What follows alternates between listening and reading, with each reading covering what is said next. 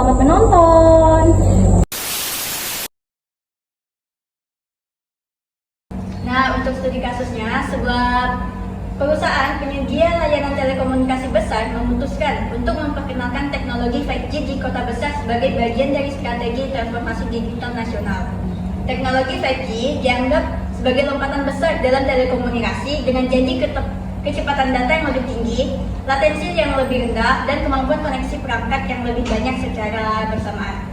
Namun, transisi dari jaringan 4G ke 5G membutuhkan pembaruan infrastruktur jaringan secara besar-besaran, mulai dari pengadaan perangkat keras baru hingga perubahan perangkat lunak. Selain itu, ada juga tantangan terkait regulasi pemerintah dan kekhawatiran masyarakat terhadap radiasi elektromagnetik yang mungkin meningkatkan penggunaan lebih banyak menara BTS atau Base Transceiver Station. Baik, di sini ada beberapa poin permasalahan. Yang pertama ada pengembangan struktur jaringan, kendala penggunaan, ketiga keamanan jaringan, dan yang keempat kecemasan masyarakat. Untuk poin yang pertama yaitu pengembangan struktur jaringan. Nah, transmisi dari 5G ini memerlukan pembaruan infrastruktur jaringan yang signifikan. Nah, pembangunan ini memerlukan infrastruktur telekomunikasi untuk mendukung 5G. Pembangunan infrastruktur ini memerlukan investasi besar dan perencanaan yang matang agar dapat menjangkau seluruh wilayah termasuk ke daerah terpencil. Nah, kerjasama antara pemerintah daerah dan perusahaan penyedia telekomunikasi sangat penting untuk mempercepat pembangunan infrastruktur. Nah, dukungan ini dapat berupa insentif pajak untuk perusahaan penyedia layanan telekomunikasi atau kemudahan izin pembangunan dapat mempercepat pemasangan menara BTS yang dibutuhkan. Nah, yang kedua ada kendala penggunaan. Nah, kendala penggunaan 5G ini meliputi kesiapan infrastruktur dan kesiapan pasar. Nah, meskipun teknologi 5G ini menawarkan kecepatan dan kapasitas yang lebih tinggi, tantangan dalam pembangunan infrastruktur ini masih menjadi hambatan utama.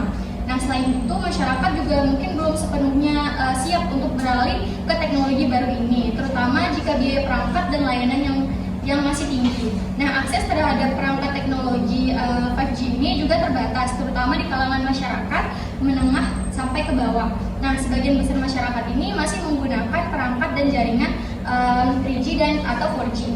Nah, yang ketiga ada keamanan jaringan. Nah, keamanan jaringan ini meliputi perhatian penting dalam implementasi 5G. Dengan meningkatnya jumlah perangkat yang terhubung, resiko terhadap serangan cyber ini juga meningkat gitu. Terus pentingnya untuk memastikan bahwa sistem keamanan jaringan yang kuat dapat diterapkan untuk melindungi data, penggunaan dan integritas jaringan. Kerjasama antara pemerintah, operator telekomunikasi, dan penyedia teknologi ini sangat penting untuk mengembangkan protokol keamanan yang efektif. Dengan menyediakan konektivitas akan menghadapi risiko serangan cyber yang lebih besar, terutama pada infrastruktur vital yang terhubung dengan jaringan 5G, seperti sistem layanan publik, transportasi, atau keamanan. Oke, selanjutnya sini ada poin permasalahan keempat yaitu kecemasan masyarakat. Nah, jadi masyarakat ini khawatir terhadap dugaan bahwa adanya radiasi elektromagnetik dari menara BTS baru yang dibutuhkan untuk jaringan 5G. Nah, beberapa kelompok masyarakat ini mungkin akan menentang pemasangan menara BTS karena kecemasannya terhadap kesehatan yang akan diakibatkan oleh radiasi tersebut. Nah, padahal belum ada bukti ilmiah yang akurat ataupun fakta yang kuat bahwa pemasangan menara atau BTS ini akan menimbulkan dampak radiasi. Nah, tentu hal ini dapat menghambat penerimaan teknologi baru oleh masyarakat. Jadi selanjutnya kita akan lihat langkah penyelesaiannya di sini, yaitu yang pertama peningkatan infrastruktur. Nah, perusahaan telekomunikasi perlu berinvestasi dalam pengadaan menara BTS baru dan satelit untuk meningkatkan kapasitas jaringan. Strategi yang dapat dilakukan di sini yaitu perusahaan telekomunikasi perlu memperluas jangkauan BTS di seluruh tempat, nah terutama di daerah-daerah pinggiran. Kemudian langkah lain yang dapat kita ambil juga yaitu pemasangan small cells yang lebih kecil di titik-titik strategis seperti jalan utama, kemudian pusat perbelanjaan dan kawasan kemudian yang dapat meningkatkan jangkauan jaringan 5G tersebut. Nah, tujuan dari pemasangan small cells ini untuk memperluas jaringan tanpa harus membangun menara besar yang memakan biaya yang cukup tinggi. Kemudian yang kedua ada dukungan transisi pengguna. Nah, program edukasi dan pelatihan itu juga sangat bermanfaat bagi masyarakat untuk meningkatkan pemahaman dan penggunaan teknologi 5G. Nah, edukasi dan komunikasi kepada masyarakat dengan cara sosialisasi tentu keuntungan 5G seperti peningkatan kecepatan, efisiensi, peluang baru dilakukan secara intensif melalui sosialisasi ataupun kampanye edukatif. Nah, ini juga akan mengurangi kekhawatiran publik terkait potensi risiko radiasi itu.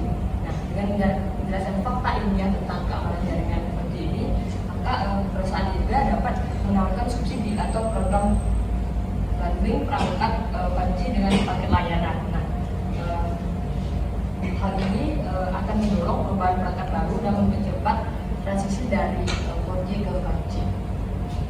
Oke, yang selanjutnya langkah penyelesaian yang ketiga yaitu adalah keamanan dan privasi. Operator seluler mengadopsi pendekatan berbasis code di area yang dimana data sensitif disimpan secara lokal dan data yang kurang sensitif disimpan secara code.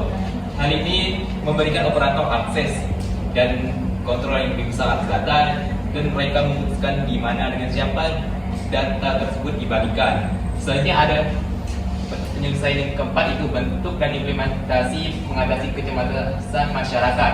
Nah, ini diperlukan upaya komprehensif karena kecemasan masyarakat terhadap elektronik dari menara BTS 5G seringkali didorong oleh kurangnya informasi yang akurat dan persepsi negatif yang beredar. Padahal penelitian ilmiah dilakukan belum ada yang mendukung bahwa energi radiasi elektromagnetik BTS 5G itu dapat berpengaruh pada masyarakat. Yang selanjutnya ada dukungan pemerintah, dukungan pemerintah maupun agama dalam menciptakan ekosistem yang kondusif bagi pertumbuhan teknologi ini.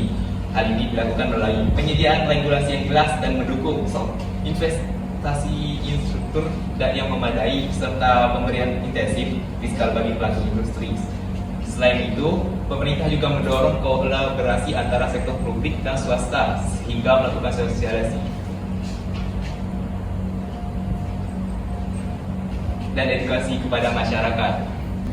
Baik, untuk hasil yang dicapai yaitu yang pertama ada implementasinya, pembangunan infrastruktur menara BTS yang baru untuk dapat menjangkau ke daerah-daerah yang lebih luas, terutama daerah pinggiran. Nah, yang kedua itu kami mengopsikan untuk small cells yang lebih kecil untuk titik-titik strategis untuk meningkatkan jaringan 5G tanpa membangun menara. Karena seperti yang kita tahu BTS ini memang memerlukan dana yang lebih besar, jauh lebih besar. Nah, yang ketiga yaitu mengadakan program edukasi dan pelatihan terhadap masyarakat umum agar paham penggunaan 5G, agar masyarakat juga tahu bagaimana untuk potensi yang dapat dikembangkan dari 5G ini. Selanjutnya peningkatan penggunaan jaringan. Pengembangan ini dimulai dari sektor-sektor industri terlebih dahulu, terutama seperti sektor industri perbankan maupun industri teknologi seperti itu. Baru nanti masuk ke masyarakat biasa sehingga dapat mendongkrak perekonomian juga. Lalu di sini ada dari keamanannya, memastikan keamanan masyarakat dari radiasi yang ditimbulkan dari BTS tidak akan terjadi. Ini sebenarnya adalah berita simpang siur saja, sehingga radiasi sebenarnya tidak terjadi.